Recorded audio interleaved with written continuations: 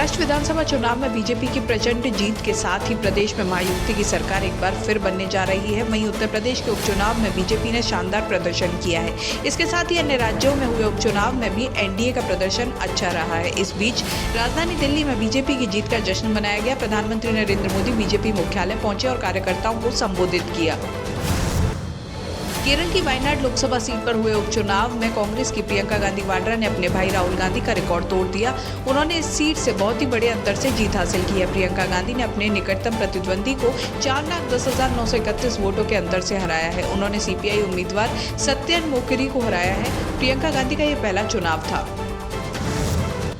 भारत के थल सेना अध्यक्ष जनरल उपेंद्र द्विवेदी ने शनिवार को नेपाल के गंडकी प्रांत में स्थित मुक्तिनाथ मंदिर के दर्शन किए और वहां पूजा अर्चना की। इस मंदिर का हिंदू तथा बौद्ध दोनों धर्मों में विशेष धार्मिक महत्व है।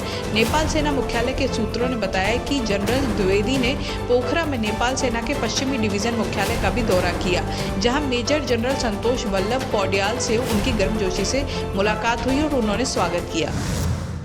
महाराष्ट्र विधानसभा चुनाव के नतीजों की घोषणा हो गई है। इसमें बीजेपी ने बहुमत हासिल की है। वहीं कोल्हापुर की चंदगढ़ विधानसभा सीट से इंडिपेंडेंट उम्मीदवार शिवाजी पाटिल जीते हैं और जीत के बाद वे अपने समर्थकों के साथ जश्न मना रहे थे। इस बीच एक बड़ा हादसा हो गया। इस बीच जब विजय जुलूस निकाला जा रहा था तो लोगों ने जेसीबी से गुलाल उड़ाना शुरू कर दिया। इस दौरान गुलाल ने आग पकड़ ली और इस वजह से पाटिल समेत 3 से 4 लोग घायल हो गए। केंद्रीय गृह मंत्री अमित शाह ने पुलिस आयुक्त समेत दिल्ली पुलिस के कुछ आला अधिकारियों को गृह मंत्रालय बुलाकर लेजर कानून व्यवस्था को लेकर जमकर खिंचाई करते हुए जल्द हालात सुधारने के निर्देश दिए। उन्होंने आतंकवाद निरोधक दस्ता, स्पेशल सेल व क्राइम ब्रांच की कार्यप्रणाली पर गहरी नाराजगी जाहिर करते हुए इन यूनिटों को नए सिरे से मजबूत बनाने पर बल दिया। लेकिन दिल्ली पुलिस के लिए इन यूनिटों को मजबूत बना पाना अभी बड़ी चुनौती नजर आ रही है। ईवीएम की वजह से जिस स्पीड में भारत में वोटिंग और काउंटिंग होती है उसे देखकर विकसित देश भी हैरान है। हाल ही में अमेरिका में राष्ट्रपति चुनाव हुआ था। चुनाव परिणाम सामने आने में कई दिन लग गए। कैलिफोर्निया में तो अभी भी वोटों की गिनती जारी है। दुनिया के सबसे अमीर व्यक्ति और टेस्ला के मालिक एलन मस्क ने भारत की चुनाव प्रक्रिया पर टिप्पणी की है। उन्होंने अमेरिकी राष्ट्रपति चुनाव की तुलना भारत के लोकसभा चुनाव से करते हुए कहा कि भारत ने एक दिन में 640 मिलियन यानी 64 करोड़ वोटों की गिनती करी, लेकिन अमेरिका की कैलिफोर्निया में अभी भी वोटों की गिनती जारी है। राजधानी दिल्ली में प्रदूषण का स्तर लगातार बना हुआ है। रविवार सुबह धुंध की मोटी परत देखने को मिली। केंद्रीय प्रदूषण नियंत्रण बोर्ड के अनुसार दिल्ली का AQI बहुत खराब श्रेणी में दर्ज किया गया है। आज सुबह 7 बजे दिल्ली का औसत AQI 370 दर्ज किया गया। इसके साथ ही कई जगहों का AQI 400 से ज्यादा दर्ज किया गया। केंद्रीय प्रदूषण नियंत्रण बोर्ड के अनुसार राष्ट्रीय राजधानी में सुबह 7:30 बजे तक औसत वायु गुणवत्ता सूचकांक 366 था, जो बहुत ही खराब श्रेणी में आता है। उत्तर प्रदेश की 9 सीटों पर हुए उपचुनाव में भारतीय जनता पार्टी ने 7 सीटों पर जीत दर्ज की है। जीत का जश्न मनाने के लिए लखनऊ स्थित प्रदेश कार्यालय पर विजयोत्सव कार्यक्रम आयोजित किया गया। इस दौरान मुख्यमंत्री योगी आदित्यनाथ ने कहा कि इस जीत का श्रेय प्रधानमंत्री नरेंद्र मोदी के नेतृत्व को जाता है, क्योंकि उनका मार्गदर्शन ही डबल इंजन सरकार को सुरक्षा, सुशासन एवं जन कल्याणकारी नीतियों को आगे बढ़ाता है।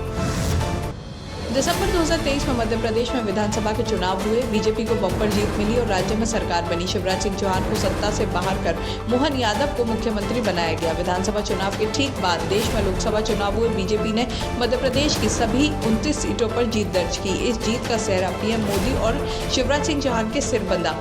23 नवंबर को राज्य की 2 विधानसभा सीटों पर हुए उपचुनाव के रिजल्ट घोषित हुए तो बीजेपी के लिए टेंशन बढ़ गई।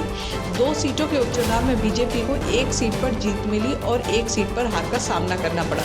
उपचुनाव में मोहन यादव सरकार के कैबिनेट मंत्री रामनिवास रावत को हार का सामना करना पड़ा है।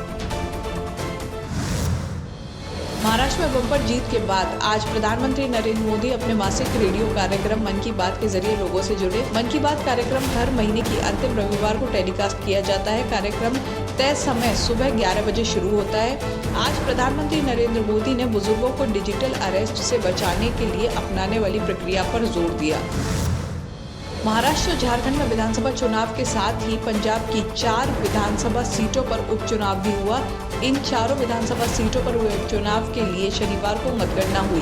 पंजाब की गिदड़बाहा, चब्बेवाल, डेरा बाबा नानक और बरनाला सीट पर उपचुनाव हुए।